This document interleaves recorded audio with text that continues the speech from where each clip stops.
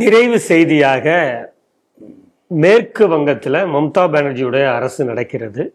ஆனால் அது யாருக்கான ஆட்சி, யாருக்காக அவர் நடத்துகிறாருங்கிறது நாடறியும். நம்ம பல செய்திகளை எடுத்திருக்கோம். இப்போ அங்கே டிசம்பர் 6 குறிப்பிட்ட நாள் அன்று மேற்கு வங்கத்தில் முர்ஷிதாபாத் மாவட்டத்தில் அந்த இடத்துல ஒரு பாபர் மசூதி போல் அதே பேட்டர்ன்ல ஒரு மசூதியை கட்டுவதற்காக அடிக்கல் நாட்டியிருக்கிறார். மேற்கு வங்க கட்சியில், அந்த மம்தா பானர்ஜி கட்சியிலிருந்து நீக்கப்பட்ட ஹுமாயூன் கபீர் அப்படிங்கக்கூடியவர். அவர் வசூல் பண்ண ஆரம்பிச்சிருக்காங்க கட்டடம், அந்த மசூதி கட்டுவதற்கு. முதல் நாளே ஒரு 1.5 கோடி ரூபாய் வசூலாக இருக்கு அப்படிங்கிற தகவல்லாம் வந்திருக்கு. இந்த செய்தி எப்படி பார்க்குறீங்க சார்? முதல்ல இந்த செய்திக்கு முன்னாடி, அதுக்கு முன்னாடி இன்னொரு செய்தி நான் சொல்றேன். பாபர் மசூதி என்கின்ற அந்த வார்த்தையே பாபர் மஸ்ஜித் ஆக்ஷன் கமிட்டி என்கின்ற ஒரு கமிட்டி ஏற்படுத்தி அவங்க தான் இந்த வார்த்தையை முதல்ல கொடுக்குறாங்க. அந்த கமிட்டிக்குழு சொல்வதற்கு முன்பு வரைக்கும் நீங்க சொல்லக்கூடிய அந்த ஸ்ட்ரக்சருக்கு என்ன பேருனா தெரியுங்களா உங்களுக்கு? தெரியாது. ஜன்மஸ்தான் மஸ்ஜித். ஜன்மஸ்தான் மஸ்ஜித். ஓட்டுக்காக இந்த பாபரி மஸ்ஜித் பிரபலப்படுத்தியது பிபிசி. முஸ்லீம் ஓட்டை வாங்கணும். அப்ப இவர்கள் காலத்துக்கு முன்பு வரை அதுக்கு பேர் Janmasthan Masjid as per revenue records. Ownership title revenue records தானே பண்ணுவாங்க இல்லையா? ஜன்மஸ்தான் மஸ்ஜித் அப்படிதான் இருக்கு. ஜன்மஸ்தான் யாருடைய ஜன்மஸ்தான்? அயோத்தி. அது அடுத்த கொஸ்டின் வருது. யாருடைய ஜன்மஸ்தான்? ஜன்மஸ்தான் மஸ்ஜித்ல போய் அப்போ ஒரு மஸ்ஜித் ஒரு ஜென்மஸ்தானை இடித்து கட்டப்பட்டிருக்கிறது. ரெக்கார்ட்ஸ்ல உள்ள பெயரே சொல்லும். பெயர் சொன்னால் போதும், தரம் எளிதில் விளங்கும். அந்த மாதிரி பெயர் சொன்னால் போதும். அப்ப இந்த ஜென்மஸ்தான்கிற வார்த்தையை நீக்க வேண்டும் என்பதற்காகவே திட்டமிட்டு பாபரி மசூதி பெயர் உருவாக்கப்பட்டது. அப்ப அது பாபர் கட்டிய மசூதி அல்ல. பாபர் மீர்பாகி என்கிற தலைப்பதை கொண்டு இடிக்க வச்சான். இடிச்ச பிறகு கூட மசூதிக்கு பேர் ஜென்மஸ்தான் மஸ்ஜித் தான் பேர். இந்த 80களில் தான் அதுக்கு பாபர் மசூதி பெயரை வைக்கப்பட்டு பிரபலப்படுத்தப்படுகிறது. அப்ப இப்ப நமக்கு யாரும் ஜென்மஸ்தான் மஸ்ஜித் தெரியுமா? தெரியாது. ஏன்னா ஒரு வார்த்தை திரும்ப லட்சக்கணக்கான முறை கேட்டுட்டு ஓ இதுதான் பாபரி மஸ்ஜித். இப்ப நான் உங்க செய்திக்கு நான் வரேன். இப்ப இந்த பாபர்ங்கிறது யாரு, ராமர்ங்கிறது யாரு? 2 கேள்வி வருது. ராமர் யாருங்க? ராமர் இந்த நாட்டின் நாயகன். இந்த நாட்டில் வாழ்ந்து மக்களுக்கு எப்படி வாழ வேண்டும் என்ற தர்மத்தை அதெல்லாம் விட்டுருவோம். அது அடுத்த பகுதிக்கு வரேன். நீங்க சொல்றீங்க இவர் சொல்லியிருக்கிறார், ஒரு பாட்டு எழுதியிருக்காரு கண்ணதாசன், ரொம்ப அருமையான பாட்டு. அன்பின் வழியில் யார் நடந்தாலும் அவனும் ராமனும் ஒன்று. அது ஒவ்வொன்றுக்கும் ராமாயணத்தை மேற்கோள் காட்டி தான் எழுதியிருக்காரு. அழுபவர் கண்களை யார் துடைத்தாலும் அவனும், அதை எடுத்து படிச்சுன்னா கண்ணில் தண்ணி வந்துடும். ராமனுடைய குணநலங்கள் முழுக்க அப்படியே சொல்லுவார் அந்த பாட்டுல.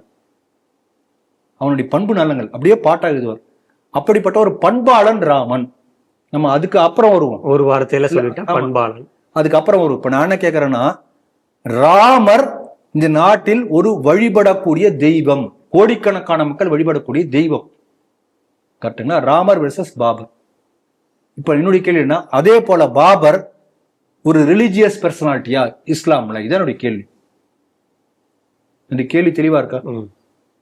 என்ன சொல்றீங்க? இல்ல இல்ல இல்ல.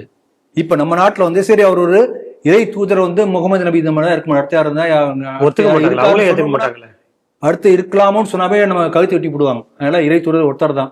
ஆனா அந்த அருள் பெற்ற அருளாளர்கள் இருக்க முடியும். இப்ப வள்ளலார் பேரலையோ நம்ம நாயன்மார் பல பேர் சொல்றல, அந்த மாதிரி ஒரு அருளாளர்னு கூட சொல்ல முடியாது, ஒத்துக்க மாட்டாங்க.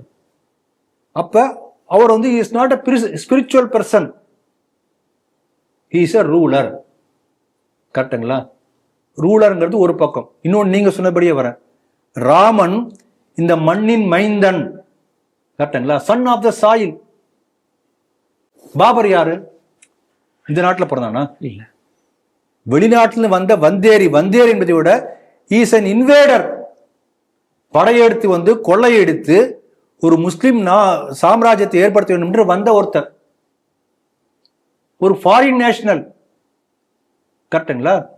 அப்போ ஒரு பாபர் என்கின்ற வந்தேரிக்கு நீ பார்க்கிற, ராமன் என்கின்ற ஒரு நாட்டு மண்ணின் மைந்தன், நாட்டில் தோன்றியவர், ஒரு பண்பாளன். நீங்க சொன்னபடி இப்ப இவங்க என்ன பண்றாங்கன்னா, ஒரு மசூதி கட்டுறாங்க.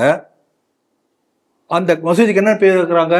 பாபர் மஸ்ஜித், ஜன்மஸ்தான் மஸ்ஜித். இல்ல இப்போ கட்ட போறாங்க ஒரு ரெப்ளிகா, பாபர் மஸ்ஜித். பாபரி மஸ்ஜித். ஏன் பாபர் பேர் இருக்கணும்? இப்ப நான் ஒரு கேள்வி கேட்கிறேன். ஒரு கொடுங்கோலன், ஒரு படையெடுப்பாளன், ஒரு இன்வேடர் முஸ்லீம் என்பதற்காக நான் அவனை ஆதரிப்பேன் என்று சொன்னால், அப்போ உனக்கு நாடு முக்கியமா, உனக்கு முஸ்லீம் மத கொள்கை முக்கியமா? இப்ப நான் கிறிஸ்டியன் வச்சுக்கோங்களேன், அதனால ராபர்ட் கிளைவ் சொன்னதெல்லாம் சரி அப்படின்னு சொல்ல முடியுமா? இது மதத்தின் அடிப்படையில் தேசத்தை கூறு போடக்கூடிய ஒரு செயல். இதில் நீங்க பாத்தீங்கன்னா எங்க ஸ்பிரிச்சுவலிசம் இல்ல. Is not spiritual person. Babur is not religious person. இப்ப ராமர் யாருன்னு எந்த ஊர்ல போய் யார் கேட்டாலும் சொல்லுவாங்க, இந்தோனேஷியா கேட்டாலும் சொல்லுவாங்க. நீங்க சவுதி அரேபியா ஜெட்டாலேயே எங்கேயா துருக்கியில போயிட்டு பாபர் யார் அப்படின்னு கேட்டா யாருக்கா தெரியுமா? உங்களுக்கு துருக்கி ஹிஸ்டரி தெரியுமா? துருக்கி ஆண்ட மன்னர்கள் தெரியுமா? தெரியும், எனக்கும் தெரியாது. சவுதி அரேபியா ஆண்ட மன்னர்கள் தெரியுமா? தெரியாது. பாபர் பத்தி அங்க உள்ளவங்க தெரியவே தெரியாது. பாபர் யானா பக்கத்து வீட்டு பையன் சொல்லுவான், அவ்வளவுதான். அப்போ ஒரு பெரிய is not tallest person in the history or spiritual leader அல்லது ஒரு பெரிய நோபல் பர்சன், அதுவும் கிடையாது. அப்படிப்பட்ட பாபரின் பெயரில் நீ ஒரு மசூதி கட்டணும்னு நினைக்கிறேன். என்ன அர்த்தம்? You are identifying your self with an invader. இந்த நாட்டை கூறு போட நினைக்கின்ற ஒரு படையெடுப்பாளரோடு நீ அடையாளப்படுத்திக் கொள்கிறாய். அப்ப இந்த மசூதியில ஸ்பிரிச்சுவலிசம் கிடையாது, ஒரு வெளிநாட்டு சித்தாந்த, வெளிநாட்டு தலைமை புகழ் பாடக்கூடிய ஒண்ணுதான் இந்த மசூதியில் இருக்கு. அதனால இது தடை செய்யப்பட வேண்டும். இந்த என்னுடைய லாஜிக். அதனால இது எத்தனை கோடி வேணா வரட்டும், இது தடை செய்யப்பட வேண்டும். இது மேற்கொண்டு இது நடத்த விடாமல் தேவைப்பட்ட முயற்சிகளை மத்திய அரசு மேற்கொள்ளணும்.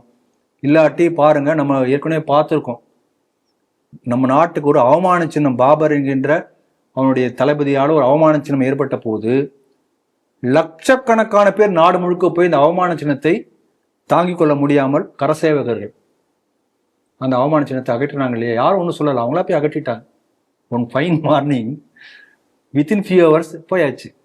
அதனால இன்னும் பல லட்சக்கணக்கான கரசேவகர்கள் இந்த நாட்டின் அவமானத்தை துடைத்திட காத்து கொண்டிருக்கிறார்கள். அதனால மீண்டும் அப்படி போட்ட ஒரு சந்தர்ப்பத்தை ஏற்படுத்தாதீர்கள் என்பது என்னுடைய வேண்டுகோள். மத்திய அரசு இதை தடை செய்ய வேண்டும்.